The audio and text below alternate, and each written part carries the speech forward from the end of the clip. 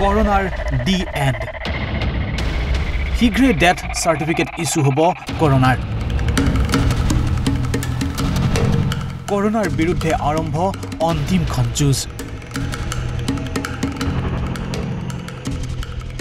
Ek ঐতিহাসিক ক্ষণ 15 লাখ লোকৰ প্ৰাণ লোৱা কৰোনা ভাইৰাছৰ বিৰুদ্ধে অন্তিমখন যুঁজ আৰম্ভ কিয়নো বিশ্ববাসীয়ে লাভ কৰিলে কৰোনাৰ ভ্যাকচিন অপেক্ষাৰ অন্ত পেলাই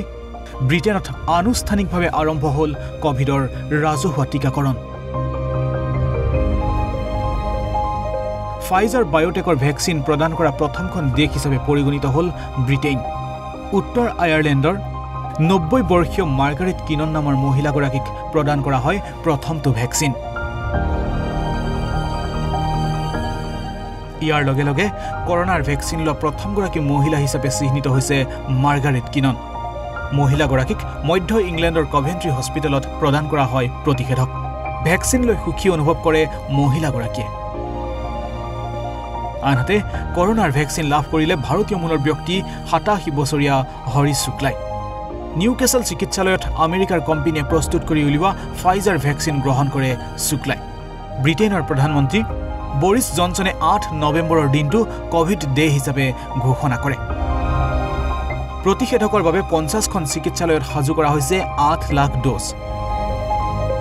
21 দিনৰ অন্তৰালত দ্বিতীয়টো ডোজ প্ৰদান কৰা হ'ব লোকসকলক উল্লেখ্য দেশখনত প্ৰথম পৰ্যায়ত 80ৰ ঊৰ্ধ্বৰ লোকসকলৰ লগতে স্বাস্থ্যকৰ্মীসকলক দিয়া হৈছে কৰোনাৰ প্ৰতিষেধক ইয়াৰ পাছৰ পৰ্যায়ত 75 বছৰৰ ঊৰ্ধ্বৰ লোকক দিয়া হ'ব ভ্যাকচিন পৰৱৰ্তী সময়ত 70 বছৰ আৰু 65 বছৰৰ ঊৰ্ধ্বৰ লোকক প্ৰদান কৰা হ'ব ভ্যাকচিন ইয়াৰ পাছত 18 বছৰৰ পৰা 65 বছৰ বয়সৰ লোকক প্ৰদান কৰা হ'ব কৰোনাৰ ভ্যাকচিন যোৱা সপ্তাহত ব্ৰিটেইন চৰকাৰে ফাইজাৰ ভ্যাকচিনৰ জৰুৰী প্ৰয়োগত অনুমতি প্ৰদান কৰিছিল ইন্টাৰনেশ্যনেল ডেস্ক ঈশান নিউজ